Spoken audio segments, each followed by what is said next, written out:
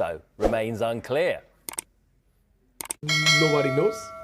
Anything can happen, but I count with Garnacho, and he's improving in every department of the game. The understanding of the game when they defend. I'm trying to find the best position for him. Today he play a little bit more open, not so much inside.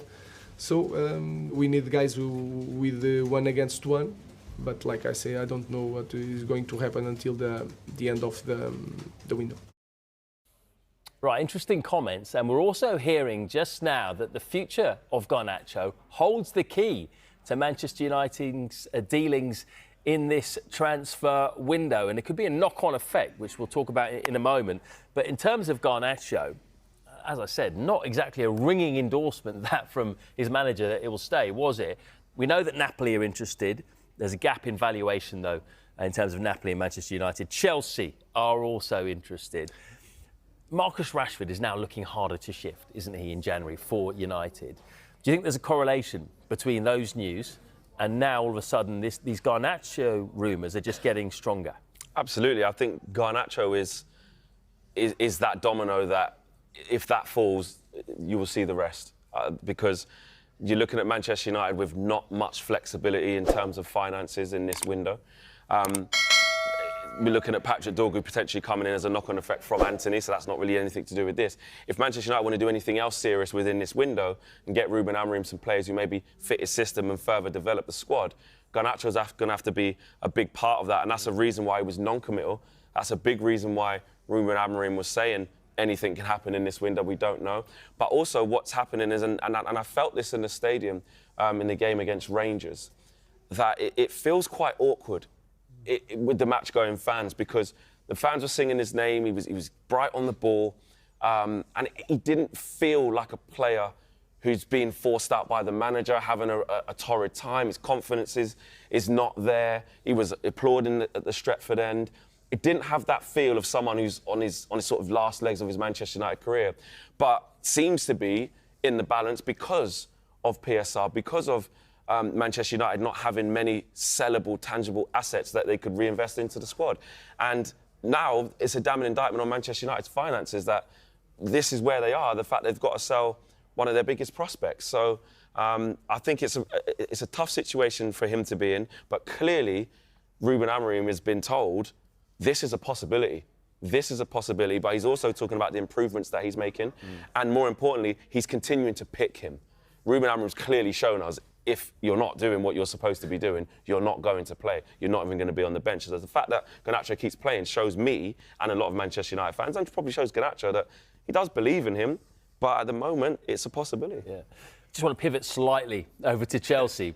Why would Chelsea want Garnacho when you look at what they've got? It is very interesting because, of course, they have so many options out wide, especially the likes of João Felix, Pedro Neto, Noni Madueke and Jadon Sancho. But actually, when you look at the numbers in the Premier League, combined all four players in the Premier League, you're looking at 11 goals and 10 assists. 7 of those have come from Noni Madueke himself. I think you look at Felix, it probably hasn't quite worked out once again this season in the Premier League so far. Pedro Neto hasn't really shown those numbers that he previously has shown at Wolves.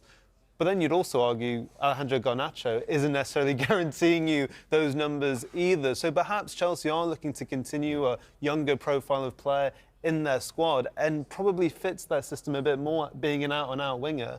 I think the question really is that Gyökeres&Nkunku, and I'm sure we'll talk about him soon, but really does he unlock a lot of these transfers, because he's the one who's not playing all that much at Chelsea. We'll have to wait and find out, but I think there's a few wingers there that Enzo Maresca will want more production from. OK, well, let's talk about Nkunku then, because he is a potential Manchester United target in the window, although they will not meet Chelsea's £70 million valuation of the forward just yet. Again, this obviously could be something that happens straight after Garnacho, if that deal goes through. Just want to get your thoughts on Nkunku, you know, and how he would fit into the Manchester United system, to the Ruben Amorim honestly, system. You couldn't write this. On a personal, listen, I'm so neutral. I have no idea why Chelsea want Garnacho, I'll be honest. Right. You know, they need a goalkeeper.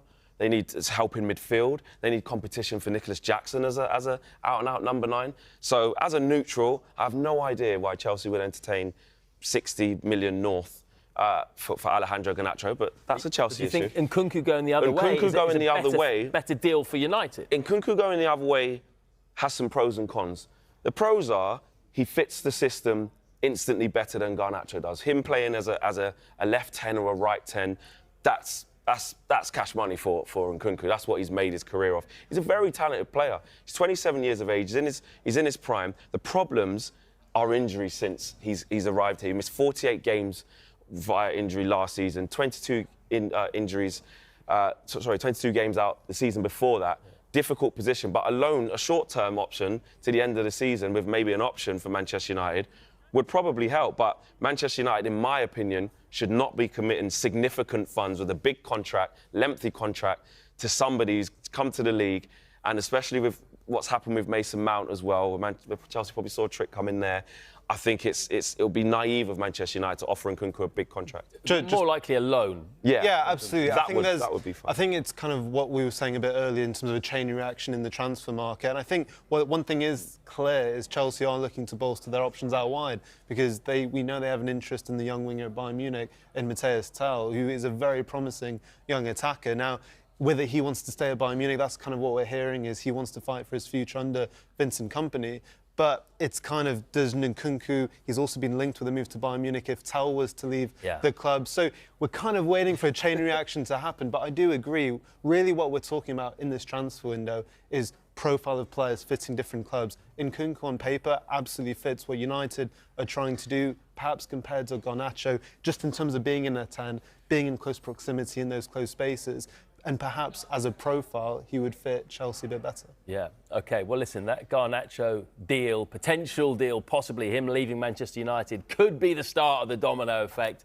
Another line for you, and this could obviously be affected by the Garnacho. Listen up, Manchester United and Chelsea fans. What do you make of this? The two clubs are considering a swap deal involving Alejandro Garnacho and Christopher Nkunku. According to Sky in Germany, there is no final decision, but it is something that has been discussed.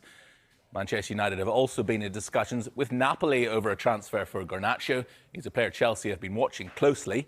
The winger's agents were in attendance at Stamford Bridge on Monday for the win over Wolves.